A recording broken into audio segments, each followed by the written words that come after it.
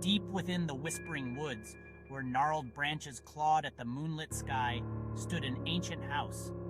Its silhouette, a jagged scar against the darkness, whispered tales of forgotten memories and lingering shadows. Locals spoke of it in hushed tones, their eyes wide with fear and fascination. They called it the haunted house, a place where the veil between the living and the dead was thin, where the past refused to sleep. For generations, this house had stood empty, its windows like vacant eyes staring out at the world. Trees, their roots like grasping fingers, had crept closer, as if the forest itself was trying to reclaim this place of shadows.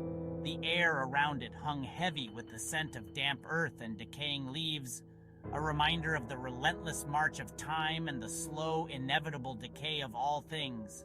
But tonight, the silence of the woods would be broken. A group of daring youths, their hearts pounding with a mix of excitement and trepidation, approached the house.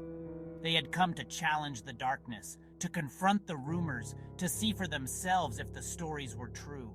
They were young, foolish, and utterly unprepared for what awaited them within those crumbling walls.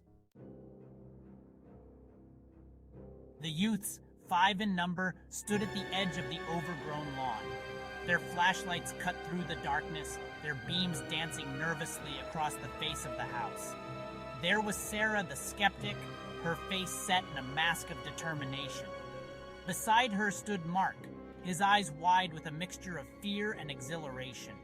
David, the joker, tried to mask his nervousness with forced laughter, while Emily, the quiet one, shivered in the cool night air. And lastly, there was John, the leader, his jaw clenched with resolve. They had dared each other to explore the house, to spend an hour within its haunted halls. Now, standing on the threshold, they hesitated. The stories they had heard as children came back to them, whispers of ghostly figures and disembodied voices, of cold spots and inexplicable events.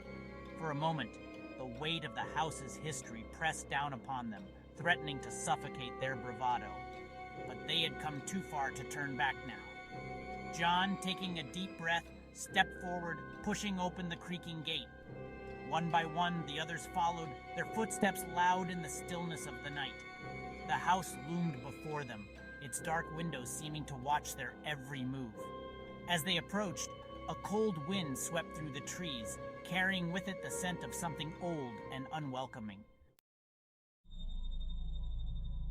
The front door, its paint peeling and blistered, hung open like a gaping maw. They stepped inside, their flashlights cutting through the gloom, revealing a dusty hallway filled with cobwebs and shadows. The air was thick with the smell of decay, the musty odor of a place long closed off from the world. The silence was almost palpable, broken only by the sound of their own breathing and the thudding of their hearts. The house felt heavy, as if the weight of its history was bearing down on them. They moved cautiously, their flashlight beams dancing across the peeling wallpaper and faded photographs that hung crookedly on the walls. In the flickering light, shadows seemed to twist and writhe, taking on shapes that sent shivers down their spines. The floorboards groaned under their weight, the sound echoing through the empty rooms like the whispers of restless spirits. They explored the ground floor, moving from room to room, each one filled with the same sense of oppressive silence and decaying grandeur. The furniture was draped in dust covers, the shapes beneath vaguely menacing in the dim light. They found a library, its shelves lined with books, their pages brittle with age. A dining room, its long table covered in a thick layer of dust, seemed to echo with the ghosts of meals long past. As they climbed the creaking staircase, a sudden draft of cold air swept through the house, raising goosebumps on their arms. The temperature dropped and they could see their breath misting in the air. The flashlight beams seemed to flicker and dim, as if the very air was resisting their intrusion. There was a palpable shift in the atmosphere, a feeling of unseen eyes watching them, of something unseen lurking just beyond the reach of their light. They reached the landing, their footsteps echoing on the bare wooden floor. A long hallway stretched before them, lined with closed doors, each one a dark, silent sentinel. The air was thick with the smell of dust and decay, the odor of time and neglect. The silence was heavy, broken only by the sound of their own breathing and the pounding of their hearts. They hesitated, fear creeping into their hearts like a rising tide. The cold intensified, cutting through their clothes, chilling them to the bone. The flashlight beams danced nervously, casting long, distorted shadows that seemed to writhe and contort as they watched. The feeling of being watched intensified, as if something unseen was circling them, its presence felt but not seen. They chose a room at random, pushing open the heavy wooden door. The room was dark, the only light coming from their flashlights. Dust motes danced in the air, illuminated by the beams, creating a swirling, ethereal effect. The furniture was shrouded in sheets, the shapes beneath indistinct and vaguely threatening. The air was thick with the scent of decay, the odor of age and neglect. As they moved further into the room, the floorboards groaned under their weight, the sound echoing through the house like a mournful sigh. The sound seemed to come from everywhere and nowhere at once, as if the house itself was groaning under the weight of its history. The feeling of unease intensified, a prickling sensation at the back of their necks, as if they were being watched. They shone their flashlights around the room, revealing faded wallpaper, peeling paint, and cracked plaster. A fireplace stood cold and empty, its hearth filled with ashes and soot. A window, its glass covered in a thick layer of grime, looked out onto the dark woods, the trees swaying in the wind like restless spirits. The room felt heavy, burdened by the weight of its past, as if the air itself was thick with unseen presences. Suddenly, from the depths of the house, they heard a sound. It was a faint noise, a whisper in the darkness, barely audible above the creaking of the house. They froze, their flashlight beams wavering, their hearts pounding in their chests. The sound came again, a soft, rustling noise like silk brushing against stone. It seemed to come from the hallway outside, from the direction of the stairs. They listened intently, their senses heightened, straining to hear any further sound. The silence stretched out, broken only by the sound of their own breathing and the pounding of their hearts. The air was thick with tension. The feeling of being watched intensified. They stood frozen, their flashlight beams fixed on the closed door, waiting for the sound to repeat itself. Then, just when they thought it was their imaginations, they heard it again. This time, it was clearer, a distinct sound, a soft, mournful sigh, as if someone was grieving just beyond the door. It was a sound that sent chills down their spines, a sound that spoke of sadness and longing, a sound that seemed to emanate from the very walls of the house. John, his hand trembling slightly, slowly reached out and pushed open the door. The hallway was dark, the only light coming from their flashlights.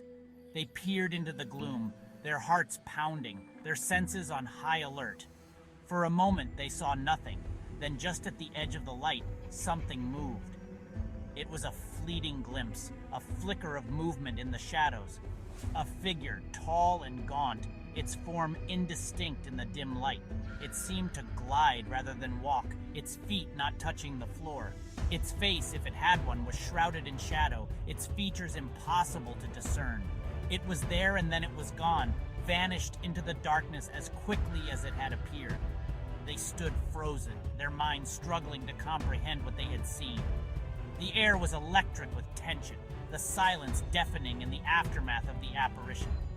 Fear, cold and sharp, gripped their hearts, sending shivers down their spines. Their flashlight beams danced nervously, casting long, distorted shadows that seemed to mock their fear. A scream, high-pitched and terrified, shattered the silence. Emily, her eyes wide with terror, pointed a shaking finger down the hallway. There, at the end of the hall, the figure stood again. This time it was closer, its form more distinct in the flickering light. Its eyes, 2 points of cold, malevolent light, seemed to bore into their very souls. Panic surged through the group, a wave of terror that washed away their bravado. They stumbled back, their flashlight beams waving wildly, illuminating the hallway in a chaotic strobe effect. The figure glided towards them, its movement slow and deliberate, its eyes fixed on them with an unwavering intensity. The air grew colder, the scent of decay intensified, and the feeling of dread became almost unbearable. They turned and ran, their fear lending speed to their feet. They scrambled back down the hallway, their footsteps echoing loudly on the bare wooden floor. The figure did not pursue, but its presence lingered, a cold, oppressive weight that seemed to smother their hopes of escape. They burst out of the room, their fear propelling them forward. They raced down the stairs, their footsteps pounding on the wooden steps. The house seemed to press in around them, its shadows reaching out like grasping claws. The air was thick with the scent of decay, the odor of death and despair. They stumbled through the hallway, their flashlight beams bouncing off the walls, creating a dizzying, disorienting effect. They reached the front door, fumbling with the latch, their fingers clumsy with fear. The door swung open and they tumbled out into the night. They ran, their lungs burning, their legs aching, their hearts pounding in their chests. They didn't stop until they reached the edge of the woods, the trees a dark, silent wall behind them. They stood there, gasping for breath, their eyes wide with terror, the image of the ghostly figure seared into their minds. They had glimpsed the darkness, had felt the touch of the unseen, and they knew that they would never be the same again.